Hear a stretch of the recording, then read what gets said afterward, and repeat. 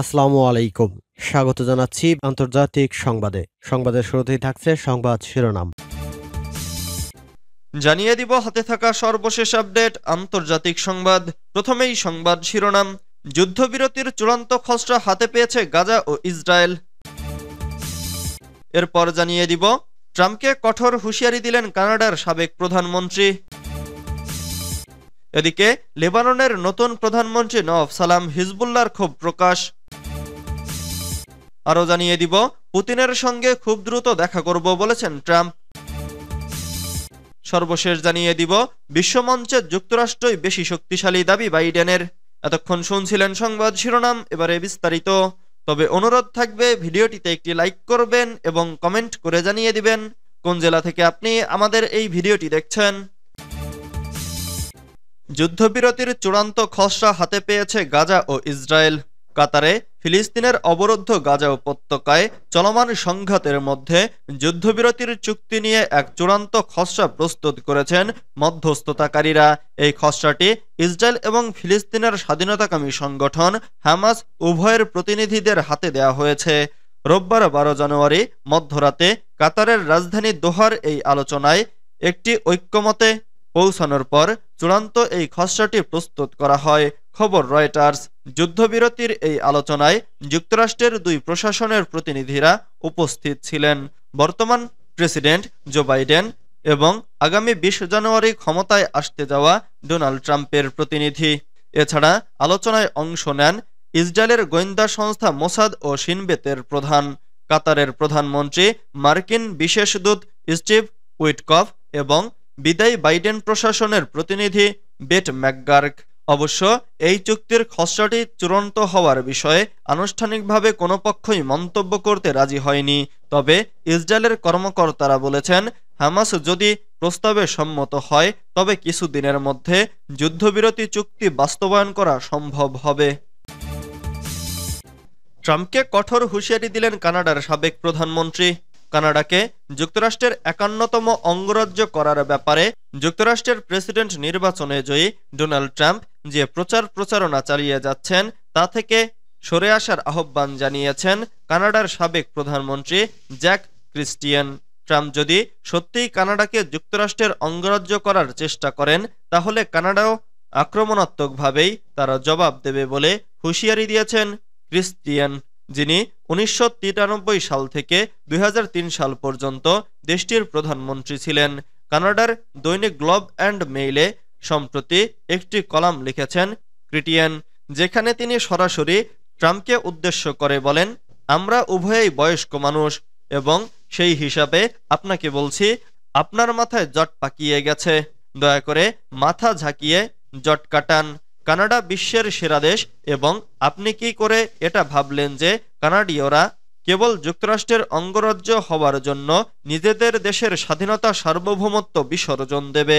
আপনি কানাডাকে যুক্তরাষ্ট্রের অঙ্গরাজ্য করার যে প্রস্তাব দিয়েছেন তা পুরোপুরি অগ্রহণযোগ্য একটি অপমান এবং আমাদের সার্বভৌমত্বের প্রতি অভূতপূর্ব হুমকি। আমরা এমনিতে সহজ সরল, ভদ্র ও মৃদুভাষী, কিন্তু আমাদের মেরুদণ্ড রয়েছে এবং আমরা কঠিনও হতে পারি, তাই ভুলেও আমাদের দুর্বল ভাববেন না। ট্রাম্পের এই প্রচারণার বিপরীতে অটোয়াকে প্রস্তুত থাকার আহ্বান জানিয়ে ক্রিস্টিয়ান বলেন, ট্রাম্প আমাদের ব্ল্যাকমেইল করেছেন এবং এই চক্র ভাঙতে হলে আমাদের প্রয়োজনে আক্রমণাত্মক হতে হবে, সেজন্য আমাদের প্রয়োজনীয় প্রস্তুতি থাকা প্রয়োজন। লেবাননের নতুন প্রধানমন্ত্রী নওয়াফ সালাম হিজবুল্লাহর ক্ষোভ প্রকাশ। আন্তর্জাতিক বিচার আদালতের প্রেসিডেন্ট নওয়াফ সালামকে লেবাননের প্রধানমন্ত্রী নির্বাচন করেছেন দেশটির প্রেসিডেন্ট জোসেফ আউন। সোমবার 13 জানুয়ারি তাকে প্রধানমন্ত্রী পদে নির্বাচিত করা হয়, খবর রয়টার্সের। এদিকে নওয়াফ সালামকে প্রধানমন্ত্রী মনোনীত করায় ক্ষোভ প্রকাশ করেছে লেবাননের প্রতিরোধ যোদ্ধা হিজবুল্লাহ। তাদের অভিযোগ, প্রধানমন্ত্রী বিরোধীদের বাদ দেওয়ার জন্য কাজ করবেন। নওয়াফ সালামকে প্রধানমন্ত্রী পদে নির্বাচিত করার মধ্য দিয়ে লেবাননে ক্ষমতার ভারসাম্য বজায় রাখতে হবে বলে ধারণা করা হচ্ছে, কারণ গত বছর ইরান সমর্থিত শিয়া মুসলিম সংগঠন হিজবুল্লাহ ইসরায়েলের সঙ্গে যুদ্ধে জড়িয়ে ব্যাপকভাবে ক্ষতিগ্রস্ত হয়। পরবর্তীতে ইসরায়েলের সঙ্গে যুদ্ধবিরতির মাধ্যমে তারা এক প্রকার দুর্বল হয়ে পড়েছে। এছাড়া সিরিয়ার প্রেসিডেন্ট বাশার আল আসাদের সহযোগী হিসেবে কাজ করেছে গোষ্ঠীটি, কিন্তু গত বছরের ডিসেম্বরে পতন ঘটে আসাদের। এতে আরও চাপে পড়েছে হিজবুল্লাহ।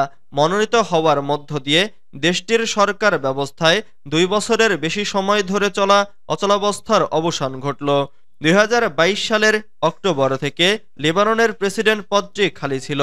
এছাড়া এতদিন পর্যন্ত তত্ত্বাবধায়ক সক্ষমতার ভিত্তিতে দেশটির মন্ত্রিপরিষদ পরিচালিত হতো।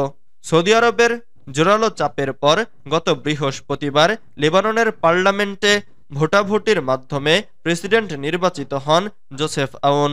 আর এরপরই দেশটির পরবর্তী প্রধানমন্ত্রী মনোনয়ন নিয়ে আলোচনা শুরু হয়। নওয়াব সালাম এর আগেও 2 বার প্রধানমন্ত্রী পদের জন্য প্রার্থী ছিলেন। তিনি ব্যাপকভাবে একজন সংস্কারবাদী হিসেবে পরিচিত। এছাড়া তিনি সুন্নি মুসলিম, আর সুন্নি মুসলিমরাই লেবাননের প্রধানমন্ত্রী হতে পারেন। পুতিনের সঙ্গে খুব দ্রুত দেখা করব বলেছেন ট্রাম্প। রাশিয়ার প্রেসিডেন্ট ভ্লাদিমির পুতিনের সঙ্গে খুব দ্রুতই দেখা করবেন ডোনাল্ড ট্রাম্প। যুক্তরাষ্ট্রের নবনির্বাচিত এই প্রেসিডেন্ট নিজেই জানিয়েছেন এই কথা। মঙ্গলবার 14 জানুয়ারি এক প্রতিবেদনে এই তথ্য জানিয়েছে বার্তা সংস্থা রয়টার্স। বার্তা সংস্থাটি বলছে, নবনির্বাচিত মার্কিন প্রেসিডেন্ট ডোনাল্ড ট্রাম্প সোমবার বলেছেন, আগামী সপ্তাহে প্রেসিডেন্ট হিসেবে দায়িত্ব নেয়ার পর তিনি রাশিয়ার প্রেসিডেন্ট ভ্লাদিমির পুতিনের সাথে খুব দ্রুত দেখা করবেন। অবশ্য পুতিনের সঙ্গে সম্ভাব্য এই বৈঠকের বিষয়ে নির্দিষ্ট কোনো সময়রেখা প্রদান করেনি ট্রাম্প। তবে এই বৈঠকটি অনুষ্ঠিত হলে তা হবে 2022 সালের ফেব্রুয়ারিতে ইউক্রেনের সাথে রাশিয়ার যুদ্ধ শুরু হওয়ার পর থেকে 2 দেশের নেতাদের মধ্যে প্রথম কোনো বৈঠক। ইউক্রেনে চলমান যুদ্ধ অবসানে তার কৌশল সম্পর্কে জিজ্ঞাসা করা হলে ট্রাম্প নিউজম্যাক্সকে বলেন, ঠিক আছে, এক্ষেত্রে শুধুমাত্র একটি কৌশল রয়েছে এবং সেটি পুতিনের ওপর নির্ভর করছে। তিনি আরও বলেন, এবং আমি জানি তিনিও দেখা করতে চান এবং আমি খুব তাড়াতাড়ি তার সঙ্গে দেখা করতে যাচ্ছি। আমি এই সাক্ষাৎকার তাড়াতাড়ি করে ফেলতাম। এর জন্য আপনাকে তো দায়িত্ব নিতে হবে। কিছু কাজ করতে হলে আপনাকে সেখানে থাকতে হবে।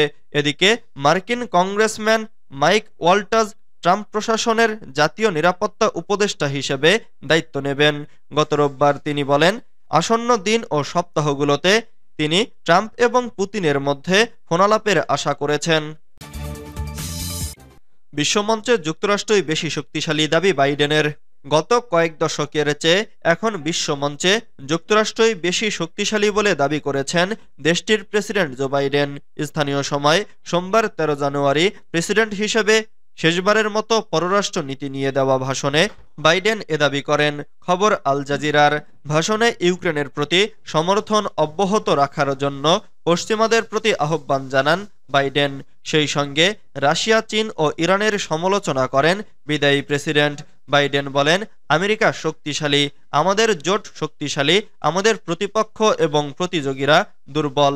তিনি জানান, তার শাসনামলে মিত্রদের সঙ্গে আমেরিকার সম্পর্ক সবচেয়ে শক্তিশালী ছিল। এছাড়া ন্যাটো সামরিক জোটের অংশীদাররা এখন তাদের ন্যায্য অংশ পরিশোধ করছে বলেও দাবি করেন তিনি।